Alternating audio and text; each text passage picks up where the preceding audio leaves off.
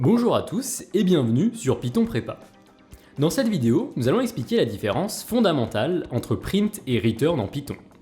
Afin que les choses soient claires, si vous ne voyez pas vraiment la différence entre les deux, ou si vous pensez que la différence est minime, vous n'avez probablement pas compris la différence entre les deux. Vous pouvez faire illusion quelque temps, mais ne pas comprendre ce qu'est return et ce qui le différencie de print handicape sévèrement votre compréhension de Python. Commençons par ce que vous connaissez sans doute le mieux, print. Print est une fonction qui sert à afficher quelque chose à l'écran. Print est là uniquement pour vous. Voyez plutôt vous-même. Le carré bleu à gauche représente Python et à droite, c'est vous. Quand vous faites un print, Python vous transmet une information. Il affiche ce que vous lui avez demandé d'afficher. Par exemple, supposons que vous vouliez afficher le mot chocolat.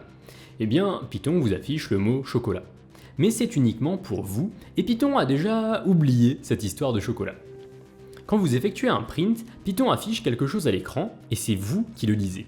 Python communique avec vous. Petite remarque, print ne se traduit pas vraiment par imprimer, mais plutôt par afficher. On utilise surtout print pour afficher ce que l'on fait, mais il se pose un problème dès que l'on veut récupérer la valeur qu'on affiche pour la réutiliser. Car comme dit précédemment, Python ne retient pas ce qu'il affiche et on ne peut pas s'en resservir. Prenons un exemple tout simple, la fonction carré qui affiche le carré d'un nombre. Def carré de x, print x puissance 2. Le print ici n'est pas aberrant, si on exécute la fonction, ça marche plutôt bien. Carré de 2 donne 4, carré de 5 donne 25. Mais par exemple, si on veut les additionner, carré 2 plus carré 5, on obtient une erreur. Si on lit l'erreur, apparemment, ça a quelque chose à voir avec non-type. Certes, on pourrait directement faire 2 puissance 2 plus 5 puissance 2. Mais imaginez si on avait eu une fonction plus compliquée du type f de x égale x au carré plus 7x plus 3. De même, autre exemple, si on veut faire le carré du carré d'un nombre, toujours en utilisant print, carré de 5, on obtient toujours une erreur. Et c'est encore ce mystérieux non-type. Avant de parler de return, il est important d'introduire l'existence d'une particularité de Python, none. None représente l'absence de valeur. Si vous écrivez x égale none, c'est une façon de dire ma variable x existe, mais elle n'a pas de valeur. Alors bien sûr, si x a une valeur, et cette valeur c'est none, mais none symbolise justement l'absence de valeur. Vous pouvez ainsi tester si une variable est égale à none ou pas. Pourquoi a-t-on donc eu des none tout à l'heure? Eh bien, essayons dans la console. On fait carré 5 qui donne 25, et on stocke carré 5 dans x. On essaye d'afficher x, mais rien ne se passe. Qu'est-ce que cela veut dire? Tentons d'afficher x avec un print. Et le voilà. Nous le tenons enfin, c'est encore none. Si vous avez bien suivi, vous vous êtes rendu compte que la console n'a pas voulu afficher la valeur de x tout de suite, il a fallu mettre un print, car comme x vaut none, et que none symbolise l'absence de valeur, la console s'est dit que c'était une bonne idée de ne rien afficher. Et on se rend compte que la console renferme quelques petits secrets, puisque comme ici, elle fait des choses qui vont porter à confusion. Et pour comprendre ces petits secrets, il va falloir parler de return. À quoi sert return? Return va faire l'effet d'une gomme. Reprenons notre fonction carré de tout à l'heure, mais cette fois-ci avec un return au lieu d'un print. Def carré de x, return x puissance 2.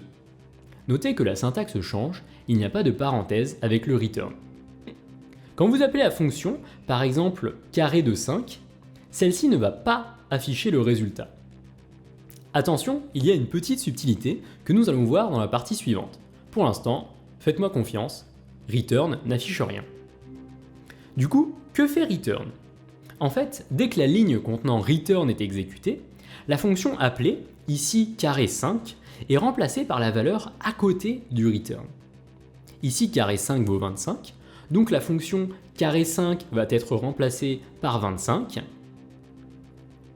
et on peut imaginer ça de la façon suivante. À chaque return, Python gomme le nom de la fonction et le remplace par la valeur à côté du return. C'est pour ça qu'on peut dire que return va faire l'effet d'une gomme. Reprenons notre exemple de tout à l'heure, carré 2 plus carré 5. Python va calculer la valeur de carré 2, puis remplacer carré 2 par 4. Il fait de même pour carré 5, qu'il remplace par 25. Avec le coup de gomme, ça donne ça. On arrive enfin à trouver notre résultat, 29, sans erreur de nonne. Maintenant, nous sommes même en mesure de comprendre d'où venaient les nonnes de tout à l'heure. Petite remarque juste avant d'expliquer, return ne se traduit pas vraiment par retourner, mais plutôt par renvoyer. Reprenons la fonction carré et additionnons carré 2 et carré 5. Mais cette fois-ci avec le print, pour bien comprendre d'où viennent les nonnes. Maintenant que vous savez ce que veut dire renvoyer, retenez ceci. En Python, toutes les fonctions renvoient quelque chose, et par défaut, elles renvoient none.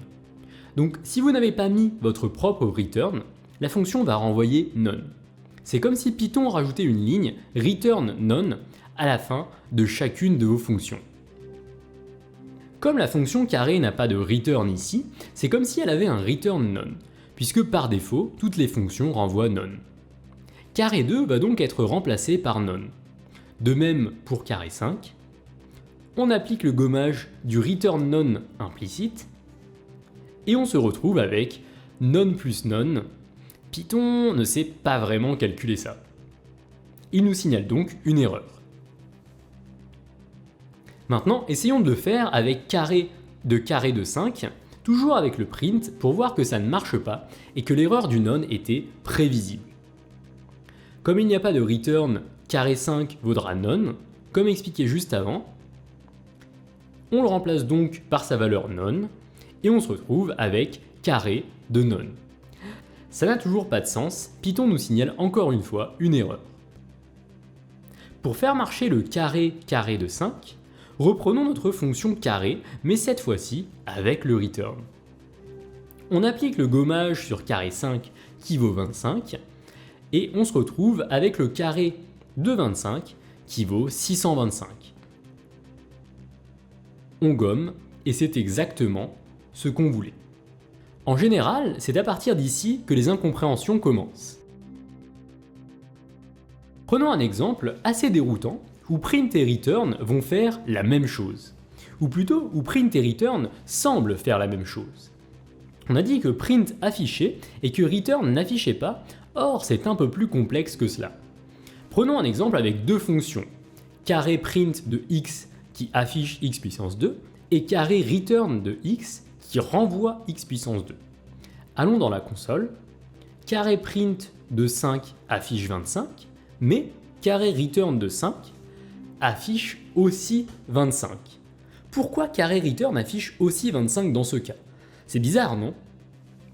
Essayons maintenant de taper ça, non plus dans la console, mais dans un bloc de code qu'on exécute. On affiche avec print, puis on exécute carré print de 5, on affiche avec return, puis on exécute carré return de 5. Et là, plus rien ne s'affiche pour le return. Si jamais vous n'êtes pas sûr, enlevez le print et faites juste carré return de 5. Rien ne s'affiche. C'est parce que la console fait des prints implicites, c'est-à-dire que lorsqu'une fonction renvoie quelque chose, mais dans la console, eh bien la console print le résultat du return comme si vous aviez fait un print. Depuis tout ce temps, elle vous cachait des choses. En fait, quand on y pense, c'est plutôt pratique car c'est le comportement qu'on a envie d'avoir. Mais si on ne comprend pas ce qu'il se passe, cela peut être source de confusion. A noter que le Python ne fait pas de print implicite pour le none, puisque comme none représente l'absence de valeur, pourquoi l'afficher? Return est forcément dans une fonction, mais print peut être partout. Par exemple, a égale return 5 n'a aucun sens. Et juste écrire x égale 5 return x puissance 2 en dehors d'une fonction n'a aucun sens non plus. Return arrête l'exécution de la fonction, il ne peut donc y avoir qu'un seul return exécuté par fonction. Dès que la fonction rencontre un return, elle sort sa gomme. En revanche, pour print, ça n'arrête rien, il peut y en avoir autant qu'on veut. Prenons ces deux fonctions, f de x qui renvoie x puissance 2 et x puissance 3, et g de x qui affiche x puissance 2 et x puissance 3.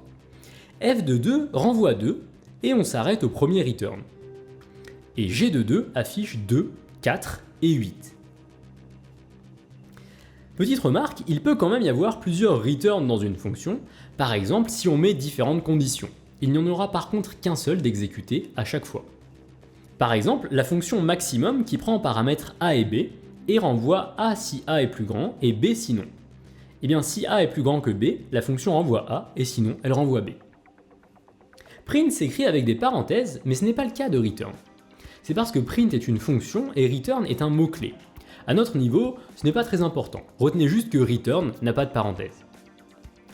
Print sert uniquement à afficher des choses pour les êtres humains, mais return peut resservir dans le code, comme vu précédemment.